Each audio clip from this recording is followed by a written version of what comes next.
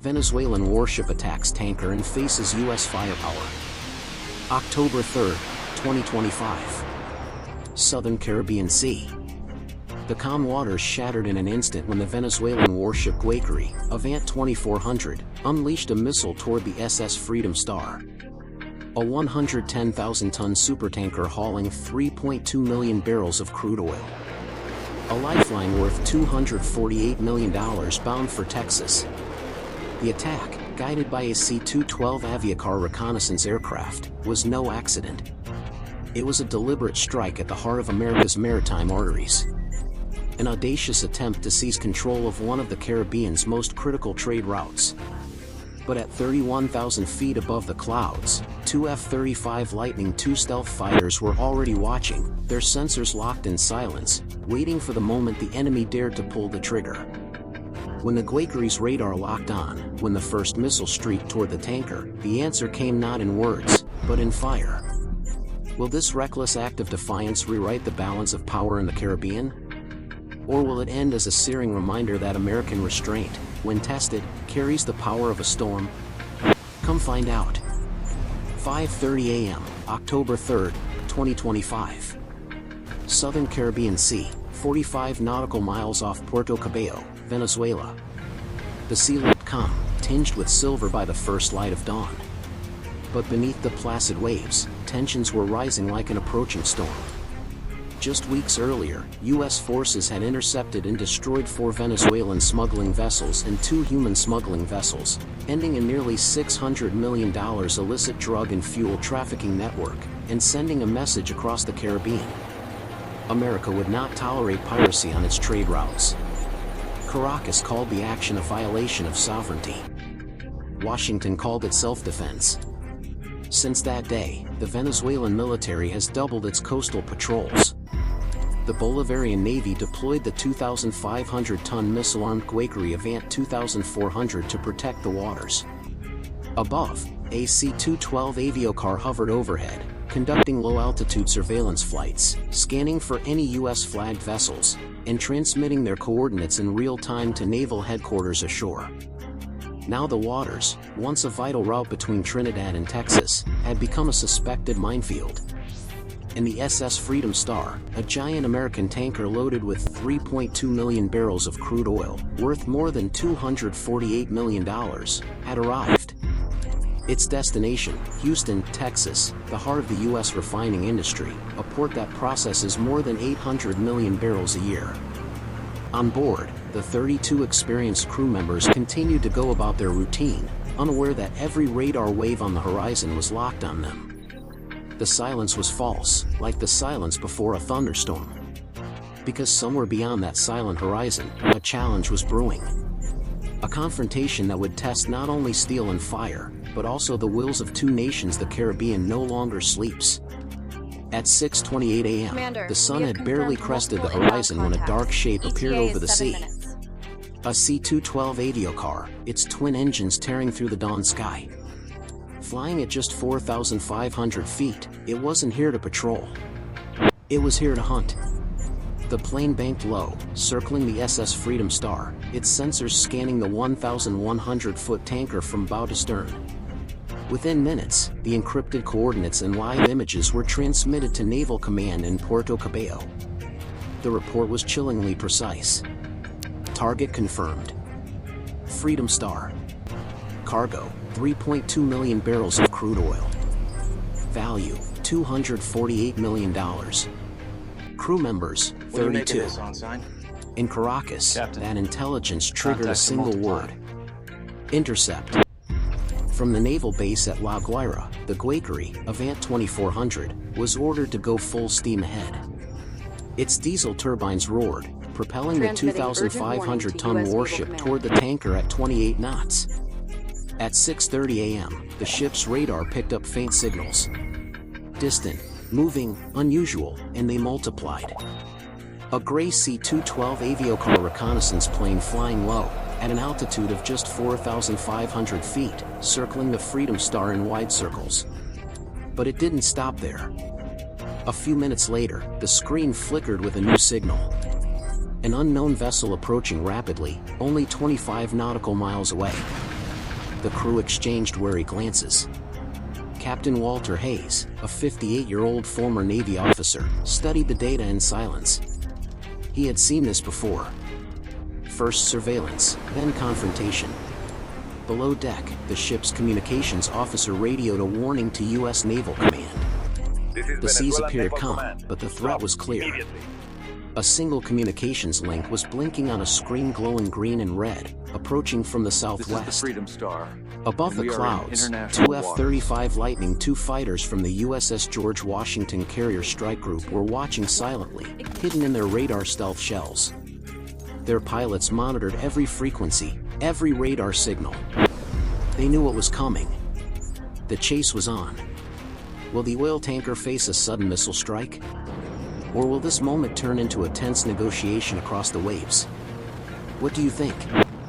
6.33. Tension broke like glass.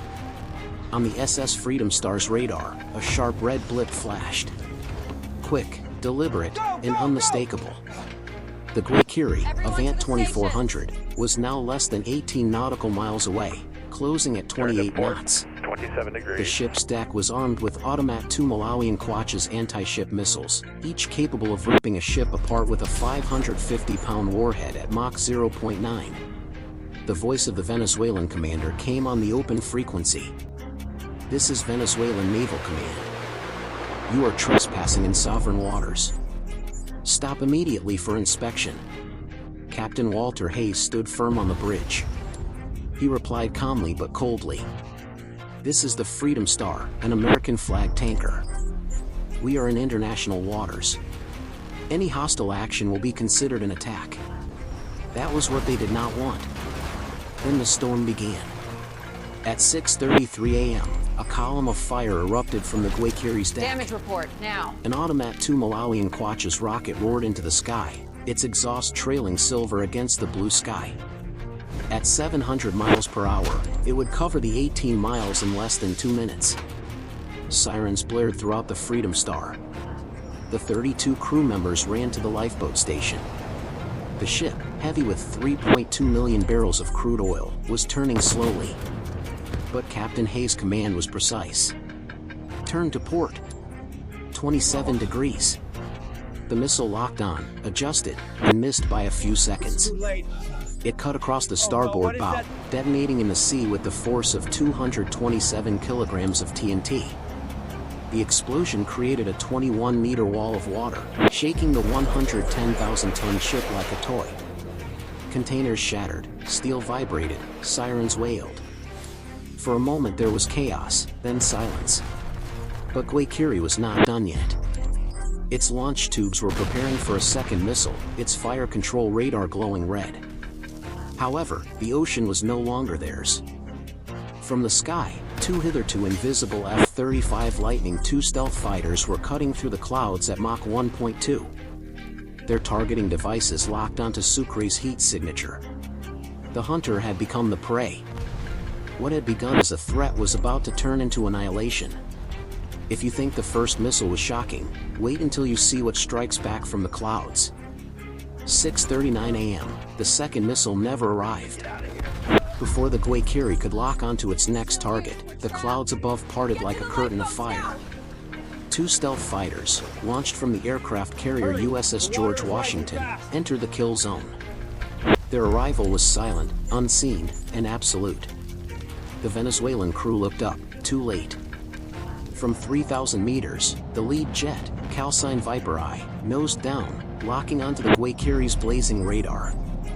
In less than 6 seconds, it launched 3 AM-120 AMRAAM glide missiles, a precision-guided missile guided by GPS and infrared seekers. Each carried a 225-kilogram Broach warhead designed to slice through steel like paper. The first blast ripped through Guayquiri's foredeck, shattering the missile launchers. The second struck amidships, detonating near the electrical wiring, plunging the ship into darkness. The third blast ripped through the engineering compartment, triggering a fuel chain reaction that sent a column of fire 91 meters high. The 2,500-ton frigate lurched violently as bulkheads ruptured and flames engulfed the hull. On board, chaos reigned. 119 crew members were injured, 31 were declared missing or dead, and the rest were rushed off the ship as compartments flooded. Within 4 minutes, the pride of Venezuela's coastal defense force had become a burning tomb, drifting helplessly in a sea of oil and smoke. But the battle was not over. At 6:45 a.m., the tailing Viper II jet detected the fleeing C-212 aviocar on radar, flying north at 220 knots. Sir, The F-35 no accelerated to response Mach from 1.3, no transponder. closing the gap in less than 15 seconds. An AM-120 AMRAAM missile burst from the wing, locked on, and crashed directly into the center. The spy plane disintegrated in midair, scattering debris over a 2-mile radius. From the bridge of the Freedom Star, Captain Hayes watched the flames fade toward the horizon. His voice droned evenly over the radio. The enemy has been neutralized. The Freedom Star has been secured. The Caribbean Sea was silent. In less than 10 minutes, a warship and an aircraft were wiped out, proof that in modern warfare hesitation is fatal, but precision is decisive. 7 a.m., October 3, 2025, Venezuelan Naval Command, Puerto Cabello. The operations room was dead silent. Only the hum of the cooling fans and the steady ping of lost signals echoed through the air. On the central screen, the 2 green dots had disappeared. The Guayquiri, Avant 2400, and the C-212 aviocar, like ghosts erased from history. The officers were dumbfounded, their eyes darting from one panel to the other, hoping to find some sort of error. But nothing happened. The truth was harsh, undeniable, and brutal. The Venezuelan coastal assault force had been destroyed in less than 9 minutes. A communications officer hesitated before breaking the silence. "Sir, no response from Guayquiri, no transponder, no distress beacon." Across the table, the admiral's hand shook as he lowered his headset. He didn't need to report anymore, he already knew. A warship destroyed, a plane shot down, 119 sailors wounded, 31 others, and the pilot dead. The news spread quickly. By 8 a.m., encrypted messages from intelligence satellites had confirmed the wreckage. The Guayquiri's twisted hull drifting in an 11-mile oil slick, smoke billowing off the coasts of Grenada and Barbados. The price of aggression was now measured not in pride, but in wreckage and ash. In Caracas, the Prime Minister sat motionless before a live satellite image. The image on the screen showed the Liberty Star intact, flanked by 2 F-35s sweeping across the sky like guardian angels. On board, 32 American sailors' uniforms smeared with grease and sweat continued on their journey, alive, undeterred. The Freedom Star continued on to Houston, 2,000 nautical miles offshore. With a cargo worth $248 million, the ship symbolized not only the wealth, but also the resilient maritime spirit of an entire nation. Washington's response was swift and measured.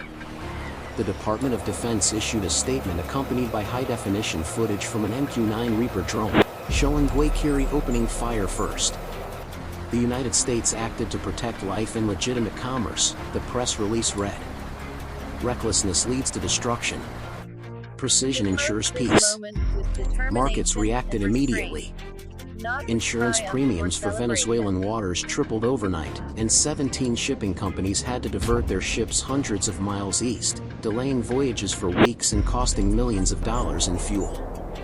The once bustling waterway near Puerto Cabello was now a ghost route, silent, deserted. As dusk fell, international headlines filled every television channel.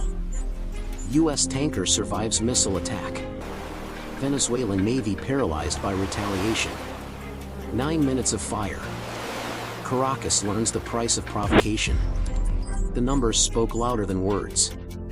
$310 million in hardware damage. 31 casualties, no U.S. casualties. In the fading light, the Caribbean Sea was quiet again. But it was no longer the same ocean. It has become a mirror, reflecting dust, sadness, and a harsh lesson etched in every ripple. For Venezuela, pride has sunk with the Guayquiri River. For America, the Star of Liberty continues on its way, steadfast, silent, and unchallenged. 8:30 October 6, 2025. Southern Caribbean. The water had burned brightly at dawn. The flames had died down, but the echoes remained, drifting on the now calm waves, still heavy with what had been lost. Oil slicks shimmered faintly in the moonlight, like silent memories of a battleship that had once carried the pride of an entire nation. The Caribbean had seen countless storms, but none so fast, so fierce, so absolute. For Venezuela, the lesson was hammered home. Recklessness is not sovereignty. In just 9 minutes, a challenge turned into disaster. A warship sunk, an aircraft destroyed, and the confidence of an entire fleet shattered. What began as an act of defiance ended as a cautionary tale. Power without judgment met the cold discipline of precision, and the sea itself rendered its verdict. Far to the northwest, the SS Freedom Star continued its steady course toward Houston, escorted by the silent silhouettes of two F-35 Lightning IIs. Below deck were 3.2 million barrels of crude oil, but above her head was something much larger, the principle that American lives and lawful passage would be protected, without hesitation, without compromise. In Washington, there were no cheers, only press conferences, analysis, and determination. Victory lay not in destruction, but in restraint. The message was clear. America does not seek war, but will not shy away from it. When dawn came again, the horizon lit up faintly, not with fire, but with warning, a reminder to every nation that in the modern age, precision is peace, and arrogance is ashes. The sea remembers all. And on this day, it remembers the price of pride. Now the question is yours. Was this a battle of strength or a lesson in restraint? Tell us what you think in the comments. And if you believe every storm carries a message like this video, share it and subscribe. Because the next battle at sea won't just decide ships, it could decide history itself.